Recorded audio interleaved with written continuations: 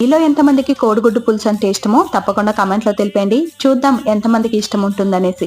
ఇక కోడిగుడ్డు పులుసు అంటున్నారని పులుసు పోస్తారా అని చాలా మంది నేను లాస్ట్ టైం వీడియో వేసినప్పుడే అడిగారు. ఇందులో పులుసు అంతా పోయాం, కాకపోతే చిన్నప్పటి నుంచి చెప్పి అలా అలవాటైపోయింది అనమాట.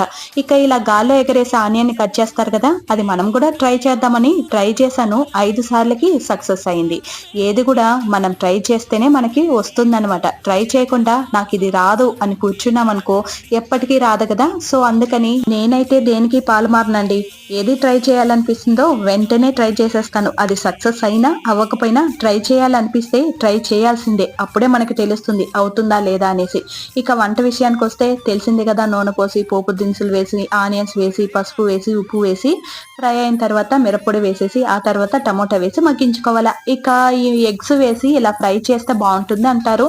కాకపోతే నాకు పెద్దగా డిఫరెన్స్ అయితే తెలియదన్నమాట.